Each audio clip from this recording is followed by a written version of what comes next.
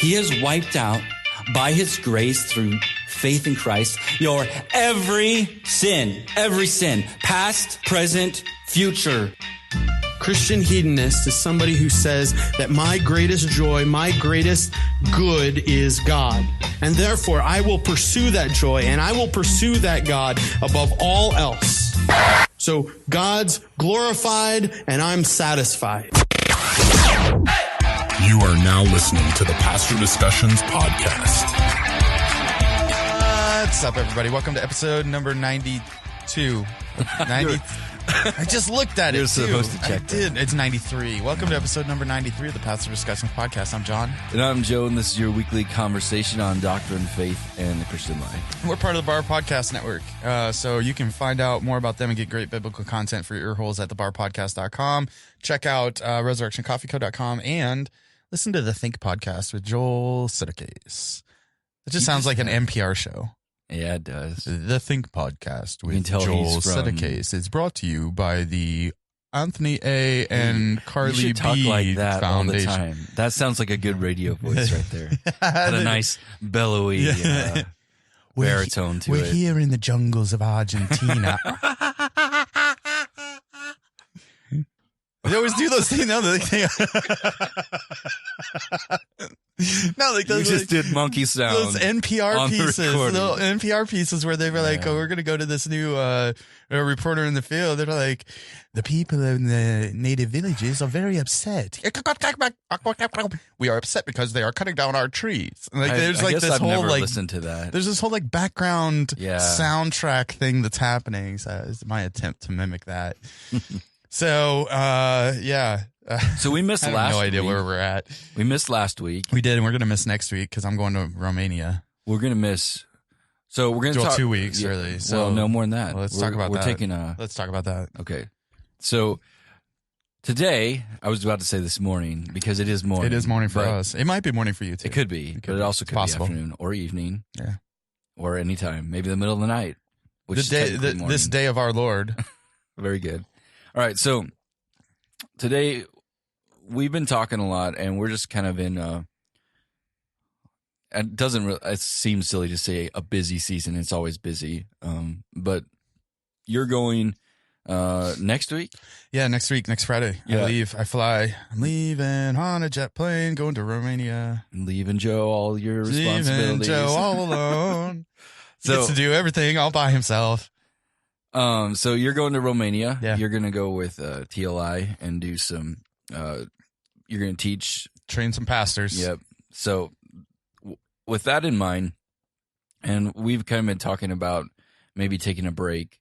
We thought we'd do a podcast today on rest. Yep. And the importance of rest in the life of a believer. And then after this episode, we are going to be off until the new year. Yep. So no new episodes. I don't know if you're going to upload. I think we're still going to upload some stuff. Like we'll still have some content. We'll maybe reach it back into the vault and find some of our better More better lively episodes, and we'll replay those. But we're not going to be recording anything new for about a month and a half.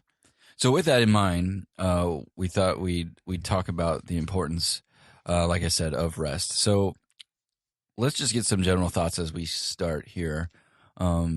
Maybe let's answer two questions. What's your biblical reason, and what's like some practical reasons that you see, and maybe have even experienced the need for rest? Like you got had forced rest Yeah, here a couple yeah, months that was ago. a divinely imposed if you want rest. to call it that. So let's maybe drug induced rest. let's maybe answer that question a little bit. Like what do you think the biblical reason is for rest? Which I think we can both talk about, Yeah. and then maybe let's talk about some ways we've actually seen in our lives where rest has been really helpful and where it's been really harmful when we've maybe neglected that. Yeah, so just a real quick like side note, like I think that this decision to sort of take a month off or 2 months off is part of that practical thing, which let's just come back to that. All right, we'll come back to that. So biblical foundation, biblical support for rest. Like, okay, so the first thing is we're created as finite human beings, and we tend to ignore that fact, and we tend to overschedule our lives. We tend to run from one thing to another. Our Google calendars are filled to the brink. Like, we don't even schedule time to process things that we've just experienced before we move on to the next thing. So you've got things like family, you've got things like relationships and friends, you've got things like work, all these different things that are pulling on our lives, activities, sports, whatever. And what gets lost in all of that is that we're not like these demigods. We're not superhuman. We are limited and we are finite. And so as we go and do these things, we need to remember that God created us that way, that there's a reason that we rest is a gift from God. Rest is a gift from God that we tend to overlook and we tend to ignore too often, because rest can be uncomfortable, because we have time to think. We can feel like we're unproductive and lazy because we're being influenced by the culture. There's all sorts of reasons, but fundamentally, when we don't embrace rest as a gift from God, we are not embracing our true humanity. So Jesus rested. Jesus left the crowds and went off by himself. He rested. He was asleep in the back of a boat in the middle of a little Red Sea hurricane or Galilean Sea hurricane. He exhausted himself. He worked hard, but he also rested. And so I think there's just a general principle in the Bible that that because we are finite, because we are not God, because we're created beings that have limited capacities, we need rest, and rest is a good gift that God has given us to be not just embraced begrudgingly, but actually like enjoyed as his grace to us, which we tend to, I think, ignore. So I think the Psalms are a great place to go and see what it means to rest. So I would agree with, like, just from a practical standpoint, like we schedule our lives so full that we don't even have time to think about what's going on. Yeah. Like, how many, like, okay, so maybe we do schedule in time for, like, to go and take a sermon in, or to go and watch our kid play sports, or to take our spouse on a date.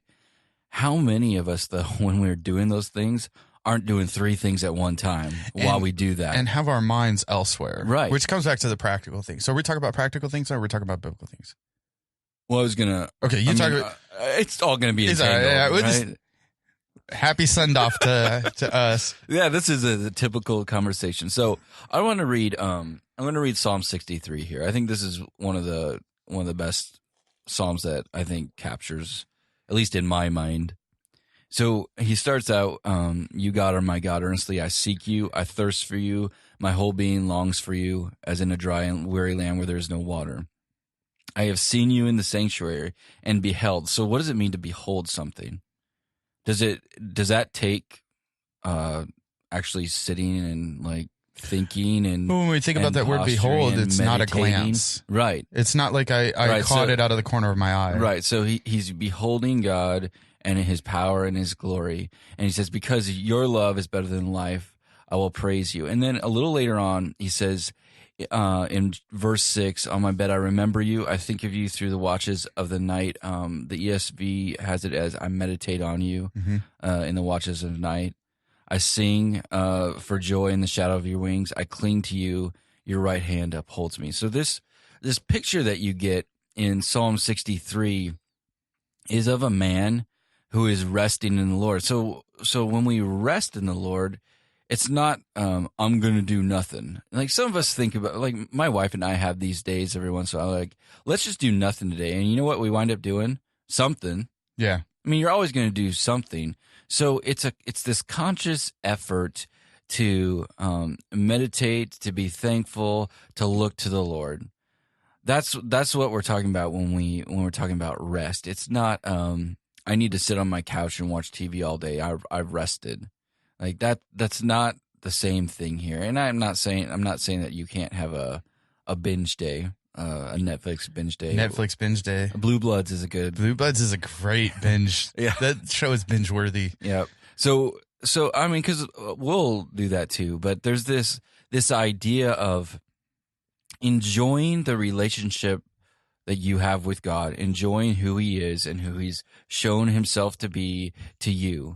It's just an enjoyment of God and we lay aside these distractions in our lives, and even maybe we have to do it by scheduling this time in.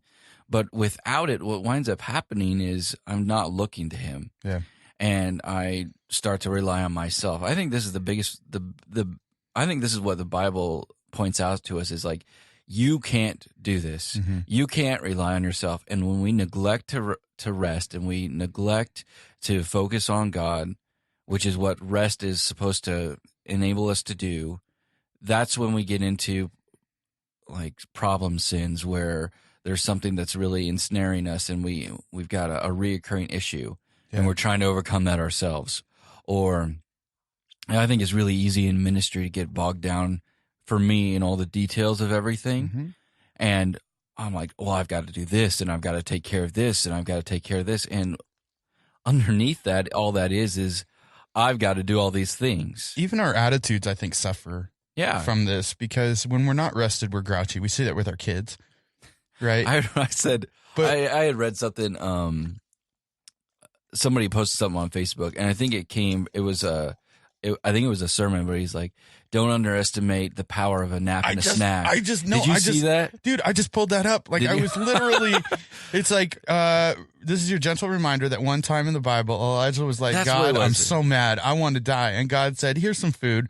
Why don't you have a nap? So Elijah ate, slept, and decided things weren't so bad. Never underestimate the spiritual power of a nap and snack.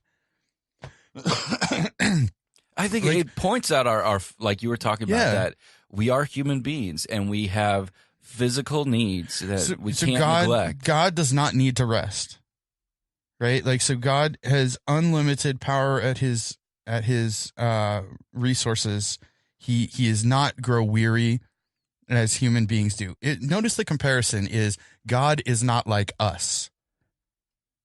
Right. He doesn't get tired like you do. And ultimately the heart issue here when we don't rest is we're saying, yes, I am. Yeah, exactly. We're saying like, it depends on me. Yeah. If I don't get this done, then things are good. And like, we're not saying you just be lazy. Like that's not. Don't be dumb and go to the. But there's somebody that's listening to this. That's like, well, I guess I don't need to do my job anymore because, like, it's like we can go to these extremes. So 2 ditches. Just remember, we talked about 2 ditches for 2 years. So don't go into either one of those ditches. But I think we're in our culture here in York, in the Midwest, we're far more likely to go into the ditch of overworking, scheduling, overdoing, than the ditch of over resting into laziness. So the proverb says a lot about the sloth or the sluggard. Like, don't be the sluggard. But when we look at look at the going back to what I was saying a minute ago, you look at the effect of a lack of rest on our children. So like when my kids are in a bad mood, you know what I tell them? I tell them like, you need to go to bed early tonight. So do we. Because you are in a crummy mood. And the reason you're in a crummy mood is not because you're just a naturally crummy mooded person. It's because you're tired. So Ian, our 2-year-old, is that he is a hangry kid. Yeah. If he is hungry, he doesn't necessarily need to eat, but his attitude goes from really normally easygoing, fun, happy kid to a little terror who just breaks down and cries and gets angry at everything. Like hunger and rest, like there's these reminders that our bodies are meant to give us. Yeah. Those shouldn't take us to, well, at least not only I need to eat or I need to go to bed. Yeah. But it should remind us that I'm depending on God. Right. Yeah. That should point. That's the whole point of fasting. Yeah. Is as you feel those pains of hunger that you would remember that you are in need of God's grace all the time. I should have these pains for God. Right. Yeah. So the point though is that there's a lot of grouchy people, and The grouchy Just because people just need somebody's to face sleep. is grouchy. No, I'm not talking about you. Just because I happen to be looking at you at that moment doesn't mean that I was talking about you. No, but I'm serious. I see this in my own life. Like if I'm overscheduling my life, if I'm not taking time to, a big part of rest for me is just enjoying God's creation. I hate being stuck in an office. So we had state tennis, and 2 of our students were playing in state tennis. Yeah. We went to Omaha. Lincoln. We spent the whole day outside. Oh my gosh, that was refreshing. Guess what I didn't have? I didn't have a computer screen in front of me. I didn't have emails that I was checking. I didn't have, like, that's rest. Like, that's not necessarily, it's not necessarily like laying down, taking a nap, but it's refreshing. It's taking a break from I've got to be doing, I've got to be productive. I've got to be constantly moving to find my identity in a lot of cases in my productivity or in my success or in the results that come out of that. And I got to just go be with a family in our church who has their boys. Their boys were playing, and I got to just enjoy being outside and enjoy learning about this sport of tennis, which it's still confusing to me. Who has 3 different things you have to win a title? You got to win a game, you got to win a set, you got to win a match. Makes no sense to me. It's just like volleyball. I don't get that either. It's probably French. French are weird. They do weird things like that. But the point is, though, a lot of people are just grouchy around their families. And like, as a dad, I see it. Like, if I have a really busy week, I tend to be pretty short with my kids. Yeah. So rest is not just a good thing from a standpoint of we need to be spending time in our relationship with God, although that is true, but it's also good for our families and our relationships, because so many of our relationships suffer because we're not just present. We're not just there. We're not just resting in the fact that we're home, we're with our family, enjoying that time. We're thinking about the 10,000 other things we have to do, or I got to look at my calendar to see what's going on tomorrow, or, I've got this coming up, or this coming up, or this coming up. And so rest is physical, but rest is also like, there's an emotional rest. There's like mental rest where we're actually like just being present where we're at and enjoying the situation that God has put us in.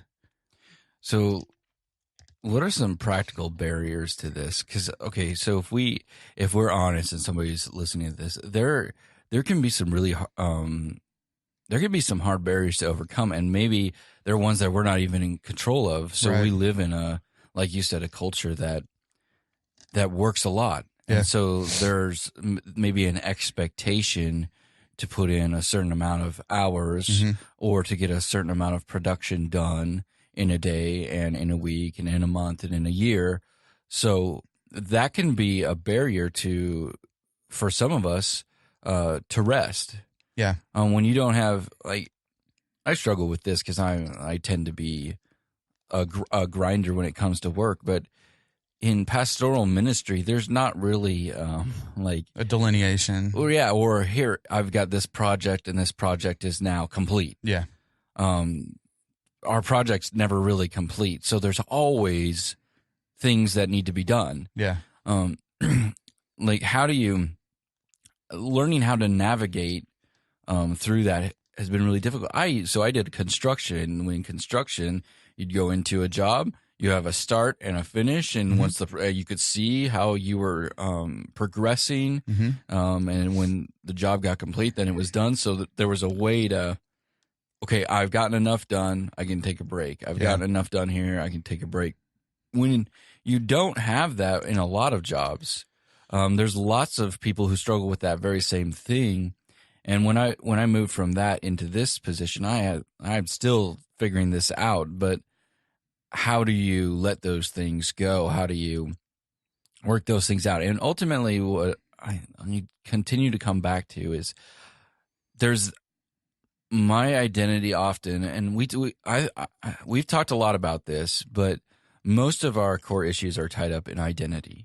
And the issue is we find our identity in what other people think of us, or in what we perceive as other people's expectations of what we do. Right. And so when we let that drive us, that just leads into, I've got to do it. I've got to work harder. I've got to show them that this is the right way to do it. And ultimately all that's resting in myself. Yeah. And in my own ability to do things. So I still think at the core, this is just I need my affections and my identity reoriented back to look to Christ, back to who God says I am, and still work hard. But my working and my laboring is for God, not for man. And it's empowered by grace, not my own grit. Yeah, that's really good too, because we're the a really gritty that's the society. That's the key for me is what tends to happen is if I'm grinding in my own grit, which tends to happen, I'm essentially saying that this depends on me. So I think practically speaking, there's a couple things. Like, number one, recognize that when our attitudes say something about what it is that we believe and what is true in our lives.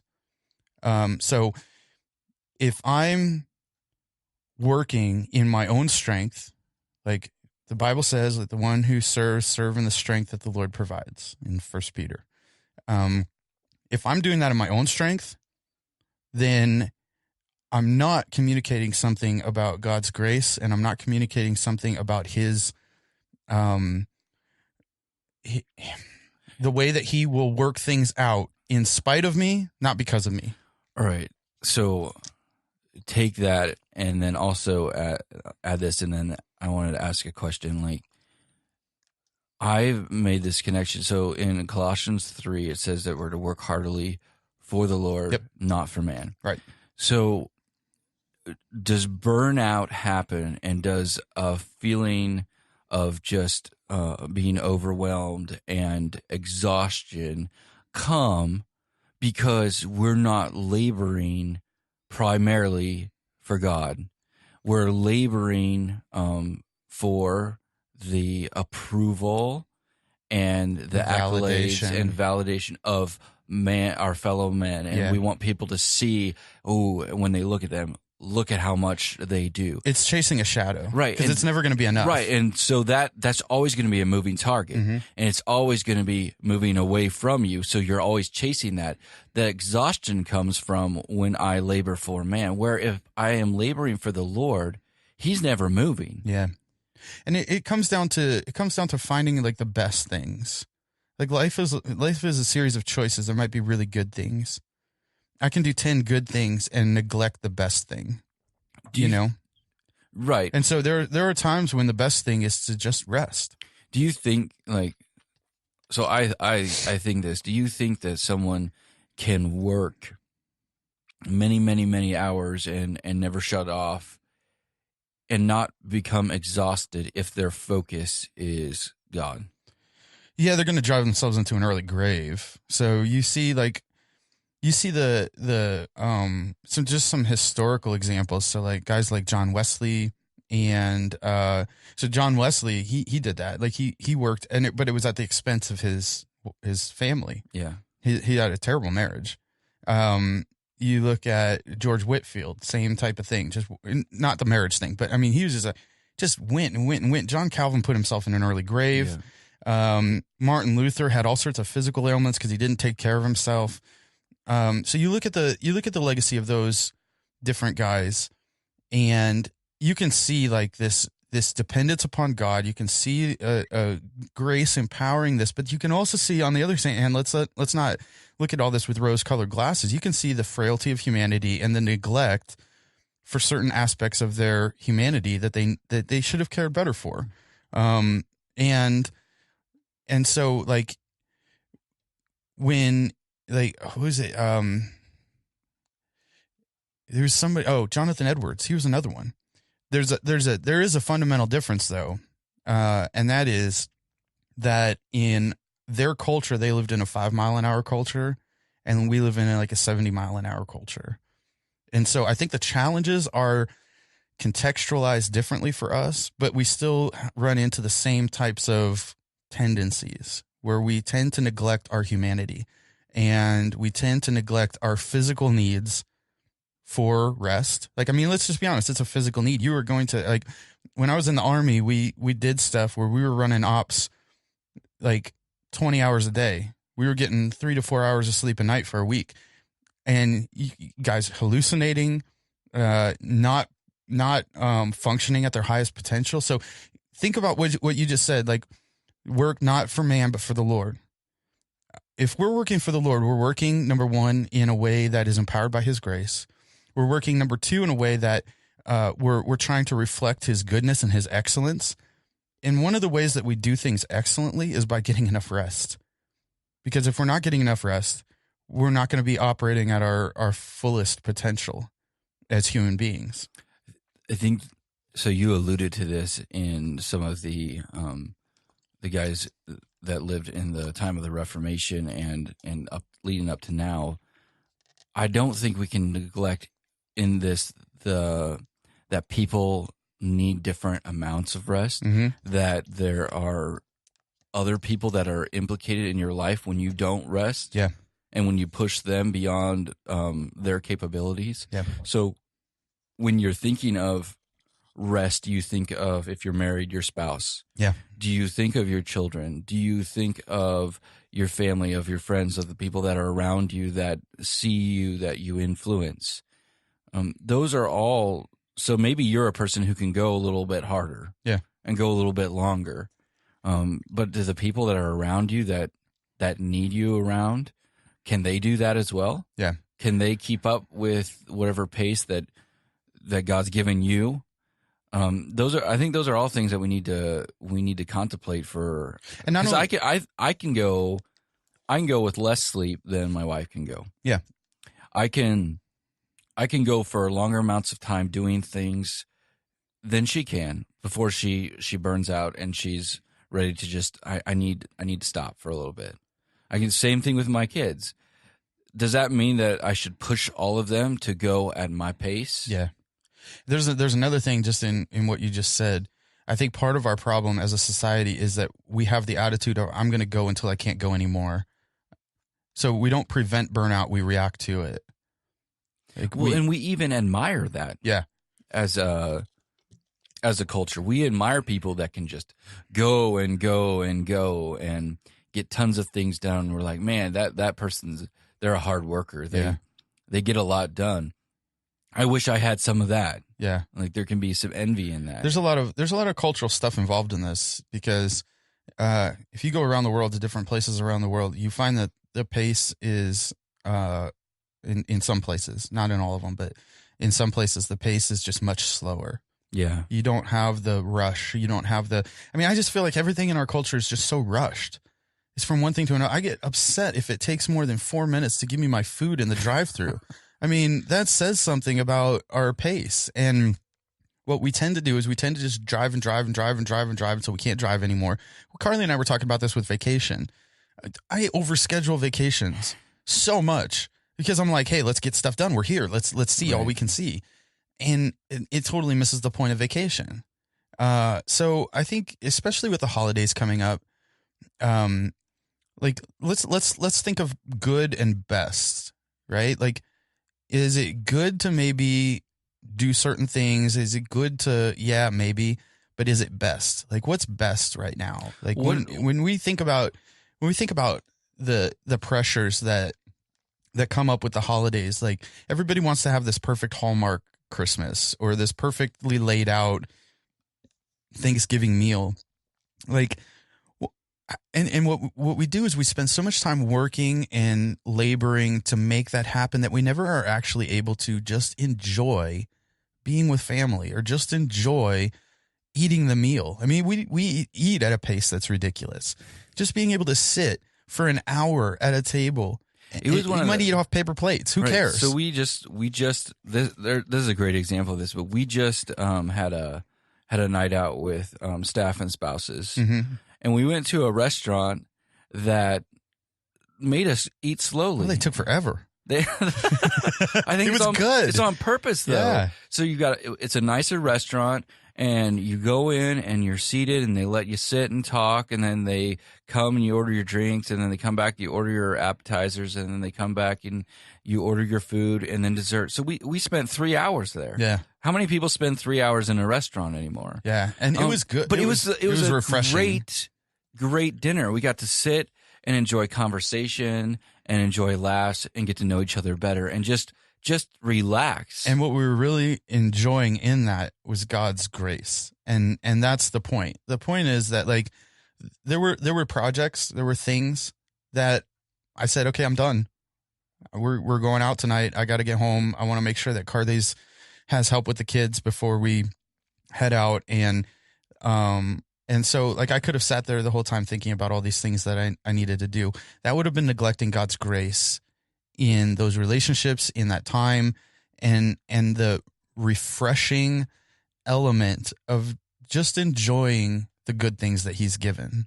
And I think that's been one of the best helps for me is like when I'm not resting, I'm saying, and we don't think of it this way No. in our culture. We look at the task. We need to get the task done.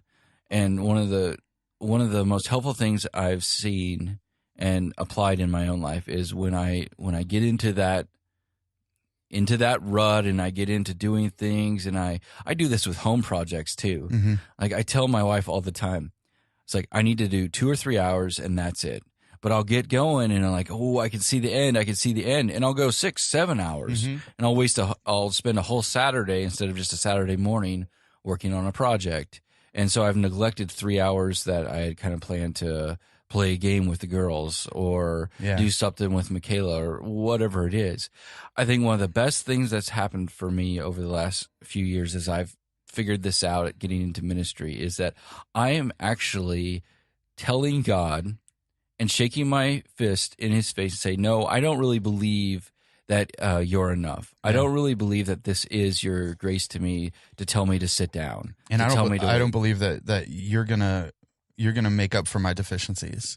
You know, it's not my awesomeness that does it. It's So if we would think of rest instead of I'm just sitting around, yeah. but no, I'm enjoying who God says he is and I'm trusting him. So Mm-hmm. I was just thinking back to Treasuring and trusting Right. leads to joy and rest. it leads to rest. So we've talked about treasuring who God is and trusting that he is true. And those two things, when we do them, it leads us into joy and into rest. So if I am not resting, that should tell me I'm not really treasuring Yeah. and I'm not really trusting. It's a failure to treasure and trust. And it's treasuring and trusting something else. Because we're going to treasure and trust. That's who we are. We're created to treasure and trust. Right. So I'm either treasuring and trusting myself, my own abilities, what other people think, other people's expectations, other people's accolades, other people's whatever.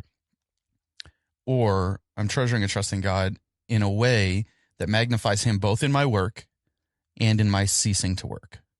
You know? in the acknowledgement that I can magnify and worship God in both of those things. Yeah. Like I can worship God by resting. Yeah. In the same way that I can worship God by working.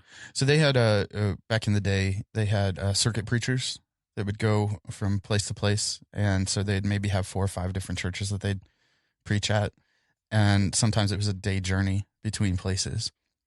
Just think about that. That's a whole day of being able to. I mean, you're riding your horse, you're, looking around, you're enjoying creation. Like Jonathan Edwards would go out on rides, and some of the greatest insights that he had came from just disconnecting from other things and being with God, being in his creation, enjoying a respite from the grind or the pace. And it takes me 2 minutes to get home, like less than that, like where's the space in our lives to just process, to just, even like, I think repentance is tied to this. I think conviction of sin, some of our busyness actually inhibits our conviction of sin and repentance, because we never stop and have silence and have space in our lives where we can actually reflect, where the Holy Spirit can like do that heart work that needs to be done. Because we're ignoring that. We're avoiding it in a lot of cases because it's uncomfortable, as opposed to embracing it as a good thing and responding to that in faith and repentance, in thanksgiving and worship, as we do those things. So one of the reasons we want to take a break is because, we want to practice this. Yeah. We want to make it important. We're also going into probably the busiest season of the year for most people. Mm-hmm. And it's a self-imposed busyness. Yeah. For the most part. So what are maybe a couple of principles that we, like, I don't want to say, like, here's some practical things you can apply, but what is a mindset that we can try to put ourselves in? What are some things that we can be thinking about to put some safeguards in place to not fall into that? Because it's really easy. Like, holiday is routine. Like, we go in, there's a rhythm to the holiday season, and the rhythm is go, prepare, make the house nice, cook the meals, get the gifts, get ready to host family or get ready to travel. Like, what are some things that we can put in place? I'm hesitant to use this as an illustration because I don't want it to come across wrong, but you know me, so I'm just going to go for it. I really struggle with Christmas, because it's like, okay, we're married, we've got kids, we've got family in two different places. Mm-hmm. When we go to see, my family's a little bit easier because it's just my mom and dad. There's no other family around, but Carly's, dad's family is all within, an hour or two. So when we go to Hayes, it's kind of like there's an agenda. There's a schedule that you got to keep. And I don't think it's not intentional. Like, it's not like, I think we all experience this during the holidays to varying degrees. But it's like, okay, we got to go here this day. We got to go here this day. We got to go here this day. And to me, at least from my perspective, it kind of undermines the rest that should come from that, because we're just scheduling in a different way.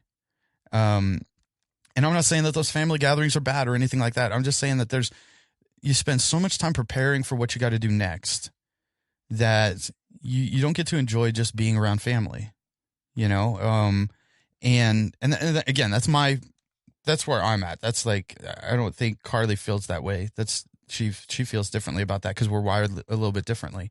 But when I think of like rest in that sense, like if it's going to be an intentional season of rest, like backpacking for me is like where I go to, because it's like, I don't have an agenda. I can go 1 mile a day. I can go 5 miles a day. It doesn't matter. I can stop and take a nap, or you can, whatever. It's not as scheduled. So I think for some people, when we think about the holidays in particular, we can be so focused on going and doing the next thing and preparing for the next thing and making the next meal and whatever, that we lose some of the joy that comes from just being around the people we love.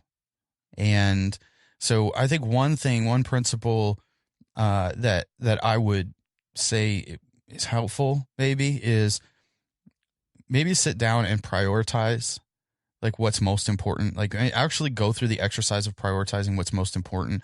Like, what are we here for? Like in the holidays, like what is the most important thing? And you're maybe talking to your kids about Jesus and him coming around Christmas time is going to be up at the top. Maybe spending time with family is going to be up there. Seeing family that you haven't seen in a while. Entertaining for me is pretty low. Presentation, pretty low. Like I'm not gonna have a Norman Rockwell Christmas, but it's relationships and experiences that have an impact. And so when we think about resting, like, what do I need to let go of? What do I need to set aside in order to pursue what's best? As opposed to, because that's embracing our human limitations. If I'm focusing on this good thing, I might be neglecting something that's best because I have a limited capacity. And I remember growing up, we had, like, mom she'd be baking all the time, cooking all the time. And I kind of wonder, like, looking back on it, because it was really good. I mean, it was good food and everything, but could we have redeemed that somehow and made that to where we were all shouldering that together? Like, just thinking differently about the holidays. Don't just get stuck in the rut of what has always been done, but actually assess, like, how am I worshiping? How am I resting in the way I go about doing my holiday routine? Do some things need to change? What am I communicating to my kids? What am I communicating to those around me that don't know Christ? I think that's, for me, I think that's one of the big things, is just being willing to reassess all these different things. And I think that that's applicable throughout the rest of the year too. I mean, I've got 14 things that are pulling on me. Something's got to give. How do I decide what gives? How do I decide where, what I'm going to give up to be able to rest like I need to? So I would have said the same thing, like, give up good things to do the best things to the best of your ability, and not neglect the rest. I think still this comes down to, like, what drives us to be doing all those things, to get all the gifts, to have that, as we're hosting people, have something that you think looks nice and is presented well. It's what other people think. Yeah. It's the culture's expectation. Like, if I don't have X and Y and Z, then it's not a success. Yeah. If you think in that way, then you need to go back to the Lord and ask Him to help you change your mindset and to focus on what really matters, which is that if you're a believer, I mean, the thing that matters is that the way He sees you as your Father, and you wanting to reflect that to the people around you. And you can do that. And this is the thing, this is the disconnect that we have. You can do that without all the stuff. Yeah. Without the fancy presentation and decorations and house lit up and the presents and the hot cider and the perfectly made cookies and the perfect dinner. Like, you can still reflect God, the creator of the universe, which should be your main goal as a believer, without all that other stuff. And if you do, if that is a thing that you're into, because I realize I'm not into that. Like, that's not, presentation is, like, that's low on my priority list, like I said.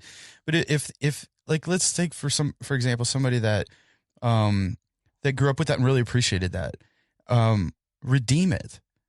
Don't spend the entire time in the kitchen while the rest of the family's in the living room, or like, find a way to make it a family thing. Find a way to make it something where you're not doing all of it by yourself.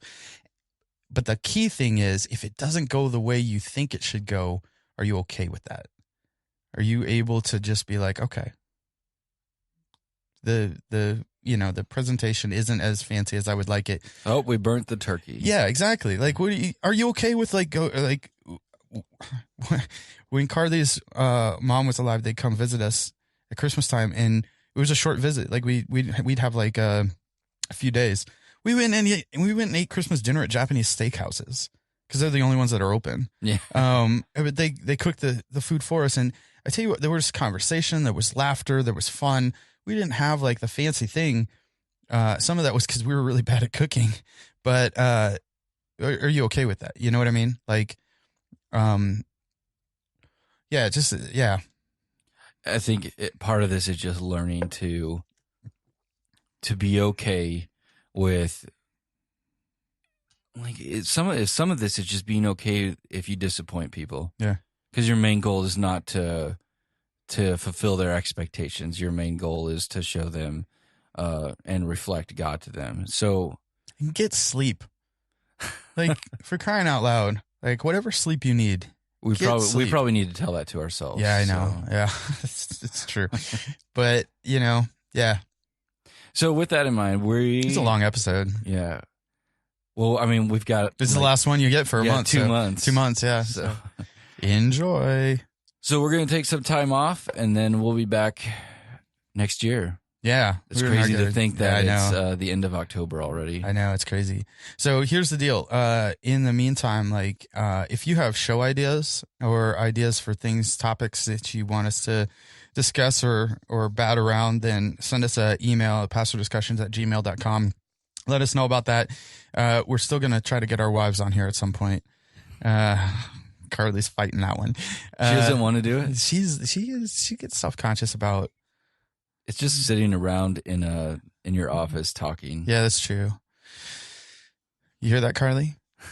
It's just It's sitting really, around. if I can do it, like Carly and I are pretty similar.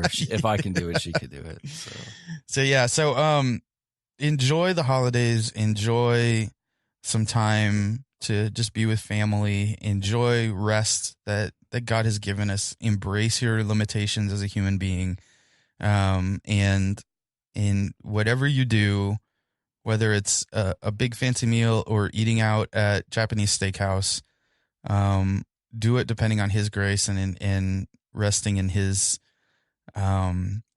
goodness and His provision, and trusting that He will still accomplish good things through us, even though it might not look like we would like it to look. yeah, I would tell you, like, pursue the real treasure, not the things that the world says, ooh, this will fulfill you, this will fulfill you. Believers know who the treasure is. Yeah. So make it your goal throughout the season to pursue Him and not the stuff. Yeah. So with that, we'll see you next year Yeah, next year. for more discussions on our podcast. And that's all I've got. I changed it. More discussions on our podcast. All right, we'll see you.